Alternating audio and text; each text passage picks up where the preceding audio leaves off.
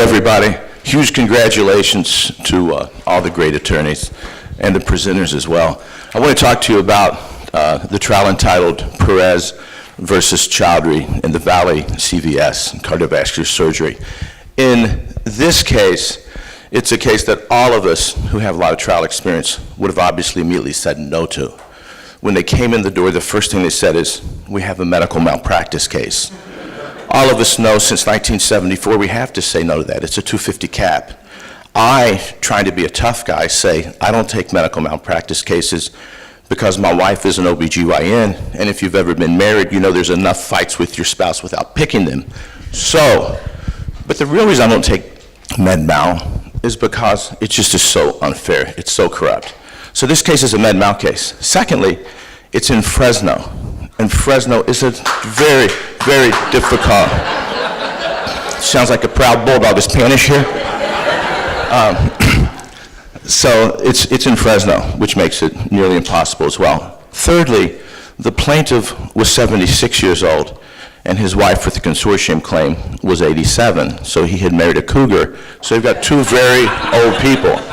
Now, I want to briefly tell you that, so in this case, the fabulous trial team was Ricardo Echeverria, Marsha Barr, both of whom are here, Steve Heimberg, who's in Cambodia now, and Jeff Mitchell. And they worked their asses off on this. I had never seen anything like it until I really dug into the case. They took 95 depositions. As a plaintiff's attorney, I normally exaggerate and would have said 100, but it was really 95 depositions. So what happened with this trial is that they then had to trifurcate the case over the plaintiff's objections. So they first had to prove liability. And just to tell you a little bit about the case, Mr. Perez, who was healthy at 71 years, went in complaining of chest pain. The doctors were able to diagnose that he needed an aortic valve replacement and had an aortic aneurysm. They put him into surgery 2 days later. The surgery seemed to go fine. Unfortunately, the cardiovascular surgeon left the operating room before he had been closed up. So Dr. Chowdhury, the CVS surgeon, told the physician's assistant, close him up, and he left. Unfortunately, he not only left the operating room, he left the hospital, and he drove to a planned lunch date with a new cardiologist in town. So because of when you get a heart bypass from open heart surgery, you have to take a drug called heparin, which thins the blood. And that allows, unfortunately, sometimes bleeding. Once it bleeds, they want to make sure that there's not clotting on the bypass machine.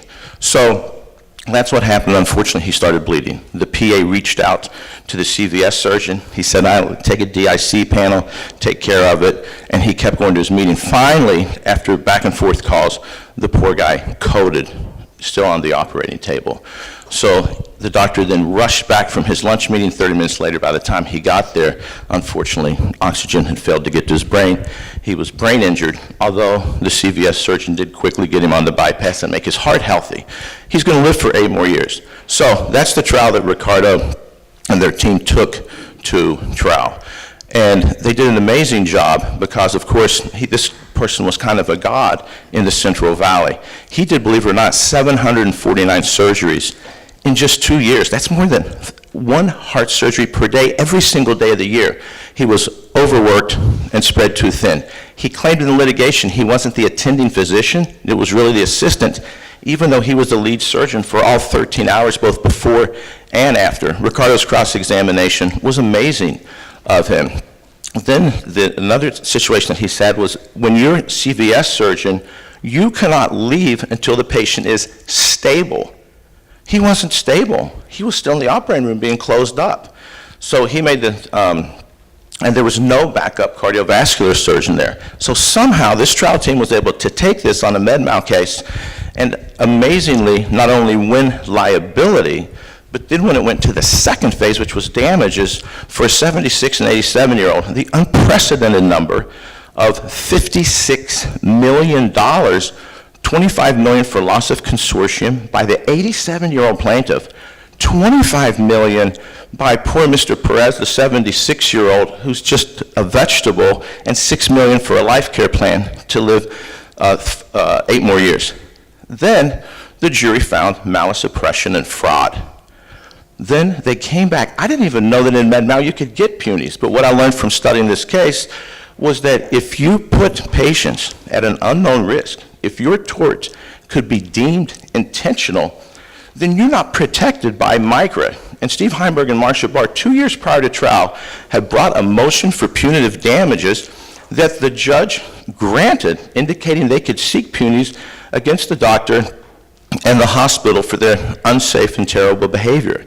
So they then went for punities, and the jury came back the next day for $12 million more. So $68 million on a medical malpractice, 76 and 87-year-old plaintiff in Fresno, a historic verdict in Fresno, largest ever, and unprecedented in any means. So I think that the 6 factors that the speakers have gone over certainly this would be an amazing award. I think for those of us that don't even touch med-mal, what this did was open the doors to medical malpractice for people to prosecute.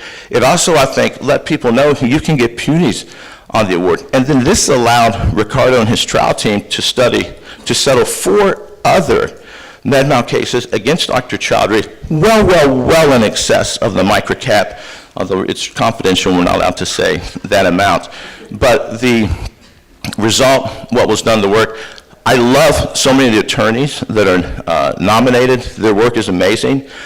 You know, whether it's a jury trial, whether it's a settlement, but I think to take a 3-month jury trial in Fresno, to live there starting December, Merry Christmas, Ricardo, and to stay there through the end of March and to finally get the verdict, I think that this is the trial team that deserves your support. I also think it would be fantastic, Marsha Barr, who is a named partner at the Heimberg firm, for her to be on that stage in November. It's a fabulous year for females. She's one of the few named partners in town. There's a female on the door. She worked her ass off on this case. I appreciate her being here, and Ricardo. And I thank all of you very much, and I appreciate everything. Thank you.